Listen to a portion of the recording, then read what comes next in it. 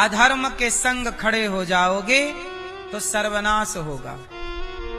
इसलिए कभी भी अधर्म के साथ मत खड़े होइए। धर्म किस तरफ है ये देखिए, धर्म किस तरह की बात करता है ये समझिए। जो बात आपके हित में है वो भी आपको खराब लग रही है। क्यों? बात सही है।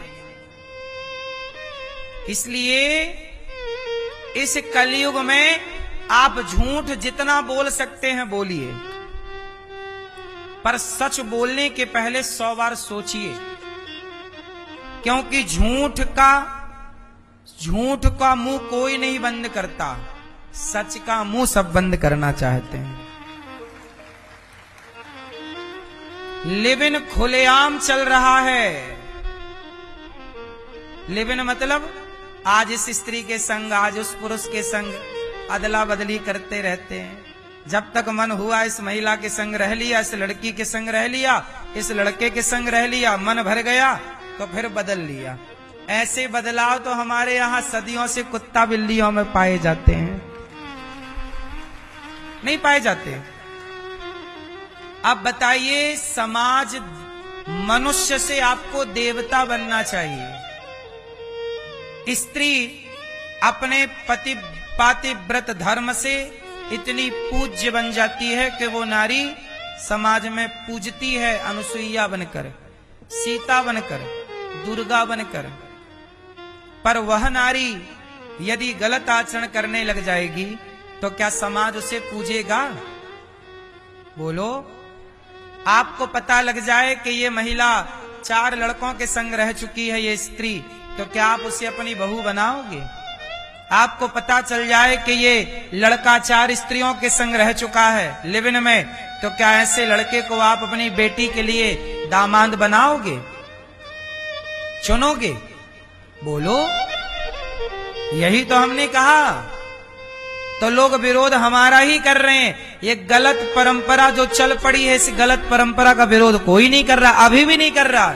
विरोध किसका करेंगे? अनिरुद्धाचार्य का, क्योंकि अनिरुद्धाचार्य सही कह रहा है। बोलो हाँ। सही कहो तो विरोध है, वरना गलत करने वालों का कहां कोई विरोध कर रहा है। आजकल तो लोग गलत कर रहे हैं, इसको छोड़ के उसके संग, उसको छोड़ के उसके संग, और उसको वो ठीक बता रहे हैं। बोले माई लाइफ माई चॉइस, मैं कुछ भी करूं, आप कौन होते हैं? तो भाई तुम करो ना, 4 जगह मुंह मारो। हम थोड़ी बोल रहे हैं, वो तो जो हमारे पास आते हैं सुनने, उनको समझाते हैं कि दुनिया मुंह मारती रहे, तुम सही चलना। तुम्हें मुंह ही मारना है तो मारो, तुम्हें थोड़ी पकड़ने कोई आएगा। क्यों? सही है कि गलत है? भाई हमारे पास जो आएगा हम उसे तो समझाएंगे सही। अब तुमने कसम ही खा रखी है कि भाई हमें मुंह मारना है, तो तुम्हारा मुंह पकड़ने भी नहीं आएंगे ना हम, है ना? मुंह मारने वालों को ही बुरा लग रहा है। सही है कि नहीं? हाँ। इसलिए जीवन में पवित्र आचरण हो। द्रौपदी की गलती नहीं थी साहब महाभारत में। सोचिए, ये बात आप आज समझ पाए कि गलती द्रौपदी की नहीं थी, गलती दुशासन और दुर्योधन और धृतराष्ट्र की थी। गलत धृतराष्ट्र थे जो भरी सभा में द्रौपदी के कपड़े उतरने दे रहे थे। रोका क्यों नहीं? आप राजा थे, और जब आप राजा थे तो आपको विरोध करना था, आपने नहीं रोका। और जब आपने नहीं रोका तो फिर आपको कुत्तों की तरह रोटी दे रहे हैं भीम भैया, तो तुम इसी लायक हो। तुमने समय रहते कौन से अच्छे काम किए? लाक्षागृह में बंद करके कौरवों को जिंदा जलाने का षड्यंत्र इन्हीं धृतराष्ट्र और इनका बेटा दुर्योधन ने तो रचा था। अब तुम्हें सम्मान की रोटी देंगे क्या? जिन पांडवों को तुम जिंदा जलाना चाहते थे, आज वो भीम कम से कम कुत्तों की तरह ही सही तुम्हें रोटी दे रहा है, तुम इस रोटी के योग्य भी नहीं हो।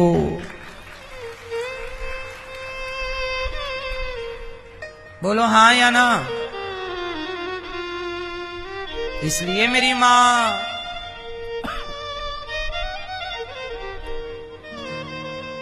आप लोग इन बातों को समझिए कि द्रौपदी की गलती नहीं थी, फिर भी समाज गलत किसे कहता, महाभारत का जिम्मेदार किसे मानता है, द्रौपदी को, जबकि जिम्मेदार कौन था, दुर्योधन।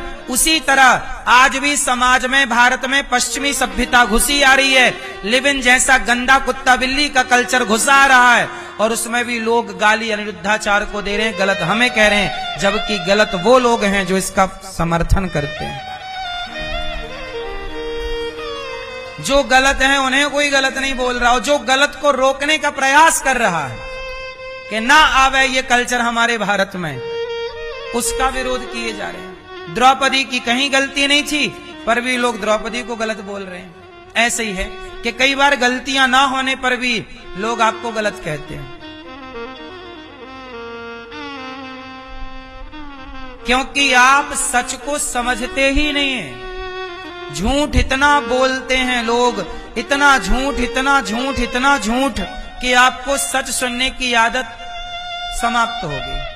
अब आपको सच सुनाई भी पड़ जाए तो आप स्वीकार नहीं करते, क्योंकि चारों ओर से झूठ झूठ गूंज रहा है। गलत को आप सच मान बैठे हैं, और कोई सच कहे तो आपको वही गलत लगता है, ये सच क्यों बोल रहा है,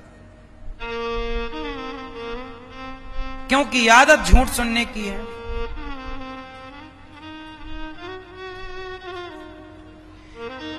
एक सज्जन बोले कि कोई लड़की कोई लड़का कुछ भी पहने कुछ भी करे, आप कौन होते हैं। हमने कहा देखो भाई साहब, हम कुत्तों को तो कहते ही नहीं कि तुम कपड़े पहना करो। आज तक हमने किसी कुत्ते से नहीं कहा कि भाई तू चड्डी पहन ले, किसी कुत्ते से नहीं कहा, क्योंकि बेचारा कुत्ता पहन नहीं सकता चाह के भी। आप इंसान हो, आप कुत्ता नहीं हो। इसलिए नंगे घूमना, छोटे छोटे बच्चे नंगे घूम रहे हैं उसका तो कोई दोष नहीं, बच्चे हैं, पर जवानी में और एक उम्र के बाद आप समाज में ऐसे नग्न घूमे तो भाई फिर आपको कुत्ता बनना है क्या। हम तो कुत्ते को बोल ही नहीं रहे कि तुम कपड़े पहनो। यदि तुम ये कह दो कि जी कुत्ते हैं तो फिर हम भी तुम्हें भी नहीं बोलेंगे कि चलो तुम कपड़े पहनो, क्योंकि कुत्तों को नहीं बोला जाता। आप इंसान हैं और आप गलत जा रहे हैं तो आपको टोका जाएगा। बोलो हाँ। आप कहते हैं माई लाइफ माई चॉइस, नहीं, भारत में रहना है तो भारत की संस्कृति के हिसाब से चलना पड़ेगा। यहां माई लाइफ माई चॉइस नहीं चलेगी। आपको निर्वस्त्र रहना है तो कमरे में दरवाजा कुंडी लगाइए, घर के अंदर नाचिए, पर समाज में चलेंगे तो मर्यादा में चलना पड़ेगा। हाँ या ना। आपको नंगे घूमना है तो घर के अंदर रहिए, समाज में निकलिए तो मर्यादा में निकलिए, यही धर्म है। क्या कहते हैं आप लोग, सही है कि गलत है। समाज में रहने वाले को समाज के हिसाब से चलना पड़ता है।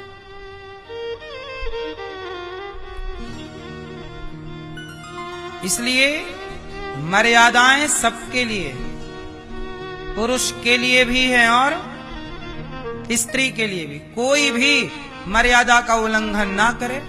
यदि आप करेंगे तो अच्छा नहीं कहा जाएगा आपको।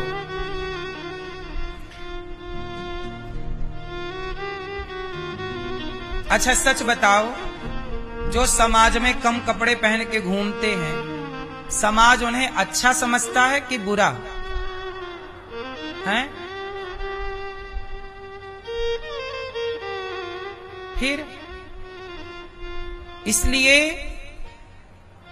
आज मैं पद्म पुराण पढ़ रहा था। आज आप कहोगे तो मैं लिखा हुआ बताऊंगा। पद्म पुराण में लिखा था स्पष्ट कि जब बच्चे गलत रास्ते पर जाएं तो माता को, पिता को और गुरु को, इन तीन लोगों के बारे में लिखा था कि वो कड़े शब्दों में, ये लिखा था कड़े शब्दों में, कठोर शब्दों में उन बच्चों को डांटें और डांट फटकार के उन्हें गलत रास्ते से सही रास्ते पर लाएं। लिखा है, जो लिखा है हम लोग वही कहते हैं। कड़े शब्दों का प्रयोग करना पड़ता है, इसलिए करते हैं। मीठे शब्दों से परिवर्तन नहीं होता। हाँ या ना?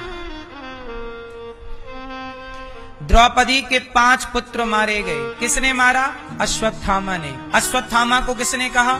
दुर्योधन ने। दुर्योधन ने क्यों मरवाया? दुर्योधन पांडवों को मारना चाहता था, महाभारत जीतना चाहता था। जीत के चक्कर में गलत करवा रहा है, बच्चों को मरवा रहा है, गलत काम किए जा रहा है। जीतना बुराई नहीं है साहब, पर धर्म से जीतो, अधर्म से क्या जीतना। इसलिए महाभारत का युद्ध जो हुआ, किसकी गलती से हुआ? दुर्योधन का सर्वनाश क्यों हुआ? क्योंकि दुर्योधन गलत था। इसलिए आप भी याद रखिएगा, गलत कभी ना जाइएगा, गलत रास्ते पर कभी ना चलिएगा। कोई भी गलत क्यों ना हो, परिणाम बुरा होगा। बोलो हाँ, परिणाम क्या होगा? बुरा होगा। सही रास्ते पर चलिए, सही रास्ते पर आप चलेंगे, आपका भला होगा। दुर्योधन का सर्वनाश हो गया। जिम्मेदार कौन? द्रौपदी की साड़ी उतारने में तो बड़ा मजा आ रहा था, नारी का अपमान करने में बड़ा मजा आ रहा था। लोग कहते हैं, कुछ लोग मेरे पे आरोप लगाते हैं कि अनिरुद्धाचार्य ने किया नारियों का अपमान। बताइए जी, आज हम आपको सभ्यता सिखाएं, सही कपड़े पहन के चलने की बात कहें, मर्यादा पुरुषोत्तम राम के देश में रहने वाले को मर्यादा में रहना सिखाएं, तो क्या ये नारी का अपमान है? मर्यादा में नारी और नर दोनों रहेंगे तो उनका सम्मान बढ़ेगा, मर्यादा से बाहर जाएंगे तो सम्मान घटेगा। हम सम्मान बढ़ाना चाहते हैं स्त्री और पुरुष का, सम्मान बढ़े आपका। वो सम्मान कब बढ़ेगा? राम किस में रहते हैं? मर्यादा में, इसलिए नाम है मर्यादा पुरुषोत्तम। हम राम के देश में रहते हैं, ये राम का देश है या नहीं? इसलिए नारी का सबसे बड़ा सम्मान है कि नारी की सेवा की जाए। ये दास अनिरुद्ध हम वृद्ध माओं के पांव दबाते हैं। नारी का सम्मान क्या होता है? कभी वृंदावन गौरी गोपाल आइए और अपनी आंखों से देखिए। सम्मान, आप बातें बड़ी बड़ी कर सकते हो सम्मान की, पर सम्मान आपने किया नहीं है। सम्मान नारी का क्या होता है? आप अपने घर बनाते होंगे जैसे, वैसा ये वृद्ध माओं के लिए दास अनिरुद्ध ने गौरी गोपाल आश्रम बनवाया, माताओं की सेवा के लिए। ये सम्मान नहीं तो क्या है ना? इसलिए द्रौपदी का अपमान किया दुर्योधन ने, सर्वनाश हो गया। देखो, नारी का अपमान जो करेगा उसका नाश निश्चित है। किस नारी का? रावण ने सीता जैसी नारी का अपमान किया, और दुर्योधन ने द्रौपदी जैसी नारी का अपमान किया। बोलो हाँ। अच्छा ये बताओ, लक्ष्मण जी ने भी एक नारी की नाक कान काटी थी। क्या नाम था उस नारी का? क्या फिर से? तो लक्ष्मण जी ने वो नारी के नाक कान काट के सम्मान किया था कि अपमान? जोर से बोलो, क्या था वो? जो नारी सम्मान के योग्य है उसका सम्मान किया जाएगा, और जो नारी सूप नखा जैसी है उसकी नाक ही काटी जाएगी, कान ही काटे जाएंगे। क्यों? अच्छा आप ये बताओ पुरुषों की इज्जत करनी चाहिए, पर पुरुष भी तो अपनी इज्जत अपने हाथ में रखें। आप स्त्रियां कहती हो कि पति परमेश्वर होता है, तो पति के अंदर भी तो परमेश्वर वाले लक्षण हो, हरकत हो। शराब पी के आए और पत्नी के बाल पकड़ के मारे, ऐसे कौन परमेश्वर मानेगा गधे को? भाई तुम पूजोगे समाज में तो पूजने लायक तुम्हारे लक्षण भी तो हो। हर पति तो परमेश्वर ना हो जाएगा। बोलो हाँ। ऐसे ही यदि पुरुष को समाज में सम्मान पाना है तो सम्मान पाने योग्य आपके लक्षण हो, ऐसे स्त्रियों को सम्मान पाना हो तो सम्मान पाने योग्य आपके भीतर भी लक्षण होने चाहिए। आपके अंदर लक्षण नहीं होंगे तो कौन सम्मान करेगा? क्यों जी, बात सही है कि गलत है? तो नारी सीता जैसी हो, अनुसुईया जैसी हो, तो नारी को देवी मानकर सम्मान भी हो, और सूपनखा और मंथरा जैसी हो तो इनका सम्मान होगा। फिर राम जैसा पुरुष हो तो सम्मान होगा, विवेकानंद और तुलसीदास जैसा पुरुष हो तो सम्मान होगा। पर यदि रावण जैसा आचरण आपका आ जाए, कंस जैसा आचरण आ जाए, तो आपका समाज में सम्मान मिलता है, पर सम्मानित बनना भी तो पड़ता है। अपने हाथ में अपना सम्मान और अपमान होता है।